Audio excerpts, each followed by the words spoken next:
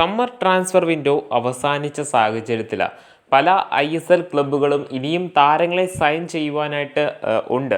നമുക്കെല്ലാവർക്കും അറിയാം, പല ക്ലബ്ബുകളും ഈ ഒരു ISLൻ്റെ ആശങ്കയിൽ, അതായത് ISL നടക്കുമോ എന്ന സംശയത്തിൽ തന്നെ നിൽക്കുന്ന സാഹചര്യത്തിലൂടെ കടന്നുപോയ ടൈം പീരീഡിൽ പല ക്ലബ്ബുകളും സൈനിങ് ഒന്നും നടത്താതെ ഹോൾഡിംഗ് സിറ്റുവേഷൻ ആയിരുന്നു തുടർന്നിട്ടുണ്ടായിരുന്നത്. എക്സെപ്റ്റ് ചില ക്ലബ്ബുകൾ എടുത്തു പറയുകയാണെന്നുണ്ടെങ്കിൽ മോഹൻ ബഗാനൊക്കെ തങ്ങളുടെ സൈനിങ് ഫുള്ള് കംപ്ലീറ്റ് ചെയ്തിട്ടുണ്ട് എന്ന് വേണമെങ്കിൽ പറയാം. പക്ഷേ കേരള ബ്ലാസ്റ്റേഴ്സ് പോലുള്ള മറ്റ് ചില ISL ക്ലബ്ബുകൾ സൈനിങ് ഒന്നും തന്നെ നടത്താതെ ഒരു മാറി നിൽക്കുന്ന സിറ്റുവേഷനായി നമ്മൾ കണ്ടിട്ടുണ്ടായിരുന്നത്, എസ്പെഷ്യലി വിദേശ താരങ്ങളുടെ കാര്യത്തിൽ. പോരാത്തതിന് കേരള ബ്ലാസ്റ്റേഴ്സിൻ്റെ വിദേശ താരങ്ങൾ ടീം വിടുന്ന ഒരു സാഹചര്യവും നമ്മൾ കണ്ടിട്ടുണ്ടായിരുന്നതാണ്. ഏതാണ്ട് ഇനിയും ബ്ലാസ്റ്റേഴ്സിൽ 3ഓളം വിദേശ താരങ്ങളുടെ സ്പേസ് ആണ് ഉള്ളത്. സോ അത് വരുവാനായിട്ട് പോകുന്ന ISL സീസണിന് മുൻപോട് തന്നെ ഫില്ല് ചെയ്യേണ്ട ഒരു സിറ്റുവേഷൻ നിലവിൽ മാനേജ്മെൻറ്റിനുണ്ട്. എങ്കിൽ പോലും കേരള ബ്ലാസ്റ്റേഴ്സിനെ സംബന്ധിച്ച് നോക്കുകയാണെന്നുണ്ടെങ്കിൽ താരങ്ങളെ ഇനി സൈൻ ചെയ്യുവാനായിട്ട് പറ്റുക, ഏത് ടീമിനെ സംബന്ധിച്ചാണെങ്കിലും ഇനി താരങ്ങളെ സൈൻ ചെയ്യാൻ പറ്റുക ഫ്രീ ഏജൻസ് ആയിട്ടുള്ള താരങ്ങളെ ആയിരിക്കും. അതായത് നിലവിൽ കരാറിലുള്ള ഒരു താരത്തെ ഇനി ബ്ലാസ്റ്റേഴ്സ് ടീമിന് സൈൻ ചെയ്യുവാനായിട്ട് സാധിക്കുന്നതല്ല. അതായത് ഓഗസ്റ്റ് 31 ട്രാൻസ്ഫർ വിൻഡോ അവസാനിച്ച സാഹചര്യത്തിലാണ് ഈ ഒരു കാര്യം നമുക്കെല്ലാവർക്കും അറിയാവുന്നതാണ്. ഇനി ജനുവരി ട്രാൻസ്ഫർ വിൻഡോ ആരംഭിക്കണം. അതായത് വിൻഡോ ട്രാൻസ്ഫർ വിൻഡോ വന്നാൽ മാത്രമേ ക്ലബ്ബുകൾക്ക് തങ്ങളുടെ സൈനിങ്ങുമായിട്ട് മുൻപോട്ട് പോകുവാനായിട്ട് സാധിക്കത്തുള്ളൂ എന്ന് നമുക്കെല്ലാവർക്കും അറിയാവുന്നതാണ്.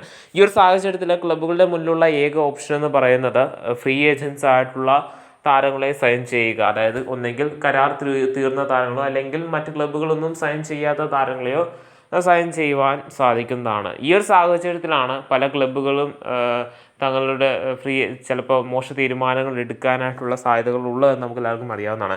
പക്ഷേ കേരള ബ്ലാസ്റ്റേഴ്സിനെ സംബന്ധിച്ച്, അല്ലെങ്കിൽ കേരള ബ്ലാസ്റ്റേഴ്സിൻ്റെ പോയിന്റ് ഓഫ് വ്യൂവിൽ നോക്കുകയാണെന്നുണ്ടെങ്കിൽ കേരള ബ്ലാസ്റ്റേഴ്സിന് ഇനി വേണ്ടത് ഒരു 2 സ്ട്രൈക്കറിനെ ആണ്. സോ കേരള ബ്ലാസ്റ്റേഴ്സിനെ സംബന്ധിച്ചിടത്തോളം വളരെ മികച്ച ഒരു ഓപ്പർച്യൂണിറ്റിയാണ് നിലവിൽ വന്നിരിക്കുന്നത് എന്നാണ് പല ആരാധകരും ചൂണ്ടിക്കാണിക്കുന്നത്. അതായത് കഴിഞ്ഞു പോയിട്ടുണ്ടായിരുന്ന ദിവസം ഈസ്റ്റ് ബംഗാൾ അവരുടെ സ്ട്രൈക്കറായിട്ടുണ്ടായിരുന്ന ഈസ്റ്റ് ബംഗാളിൻ്റെ സ്ട്രൈക്കറും അതുപോലെ തന്നെ കേരള ബ്ലാസ്റ്റേഴ്സിൻ്റെ മുൻ സ്ട്രൈക്കറും കേരള ബ്ലാസ്റ്റേഴ്സിൻ്റെ ഓൾ ടൈം ടോപ്പ് സ്കോററും ഒക്കെ തന്നെ ആയിട്ടുള്ള ഡിമിട്രിയോസ് ഡയമൻഡോക്കോസിനെ ഈസ്റ്റ് ബംഗാൾ റിലീസ് ചെയ്യുന്ന ഒരു സിറ്റുവേഷൻ നമ്മൾ കഴിഞ്ഞു പോയ ദിവസങ്ങളിൽ കണ്ടിട്ടുണ്ടായിരുന്നതാണ്.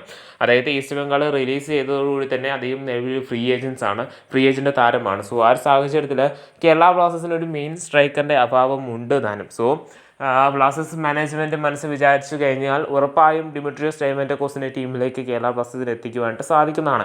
പക്ഷേ അദ്ദേഹത്തെ ടീമിലേക്ക് എത്തിക്കുവാനായിട്ടുള്ള സാധ്യതകളുള്ളത് ചില റൂമറുകളായിട്ടാണ് നിലവിൽ പുറത്തേക്ക് വരുന്നത്. ഒരു ഡിസ്കഷൻ നടന്ന തരത്തിലുള്ള റൂമറുകളൊക്കെ തന്നെ പുറത്തേക്ക് വരുന്നുണ്ട്. ഇതിൻ്റെ വ്യക്തത നമുക്കറിയത്തില്ല. ഉറപ്പായിട്ടും ഒരു അത്ര കണ്ട് സാധ്യതയില്ലാത്തൊരു ഡീലാണ്. കാരണം കേരള ബ്ലാസ്റ്റേഴ്സിൽ നിന്നും 2 സീസൺ ബൂട്ടണിഞ്ഞിട്ടാണ് ഈസ്റ്റ് ബംഗാളിലേക്ക് അദ്ദേഹം ചേക്കേറിയിട്ടുണ്ടായിരുന്നത്.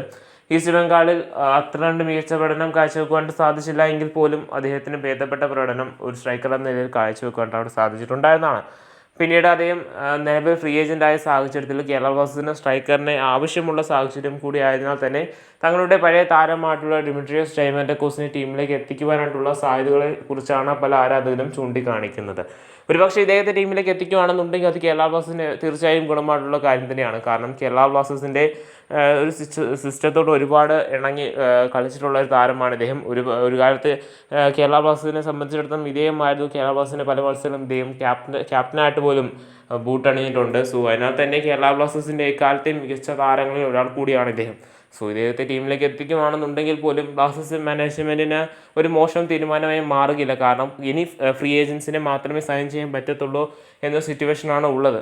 സോ ഡിമിട്രിയോസ് ഡയമൻഡോക്കോസ് ഒരു സ്ട്രൈക്കർ എന്ന നിലയിൽ നിലവിൽ കേരള ബ്ലാസ്റ്റേഴ്സിന് മുന്നിലുള്ള ഒരു മികച്ച ഓപ്ഷനായിട്ട് തന്നെ വേണമെങ്കിൽ നമുക്ക് പറയുവാനായിട്ട് സാധിക്കുന്നതാണ്. അല്ല ഇനി കേരള ബ്ലാസ്റ്റേഴ്സ് ഇതേ ഒരു ഫോർമാറ്റിൽ തന്നെയാണ് വരുവാനായിട്ട് പോകുന്ന സൂപ്പർ കപ്പിൽ കളിക്കുക എന്ന് അറിയുകയില്ല.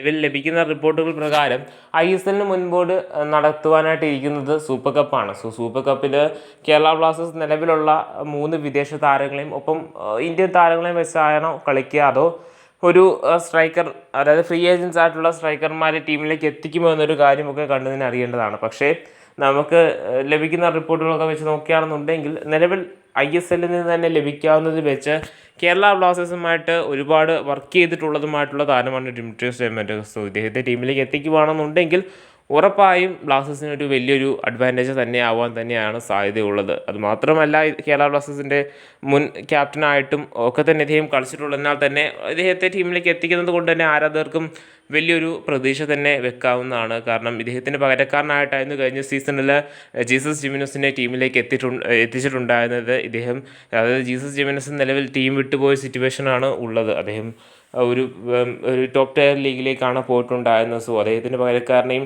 ഇതുവരെ ബ്ലാസ്റ്റേഴ്സ് മാനേജ്മെൻറ്റ് ടീമിലേക്ക് എത്തിച്ചിട്ടുണ്ടായിരുന്നില്ല. ഈ ഒരു എന്താ പറയുക ISLൻ്റെ ഭാവിയെ ചൊല്ലിയുള്ള പ്രശ്നങ്ങൾ തുടരുന്ന സാഹചര്യത്തിൽ. സോ കണ്ടു തന്നെ അറിയേണ്ടതാണ് ഇദ്ദേഹത്തെ കേരള ബ്ലാസ്റ്റേഴ്സ് ടീമിലേക്ക് എത്തിക്കുമോ എന്നുള്ളതൊക്കെ തന്നെ.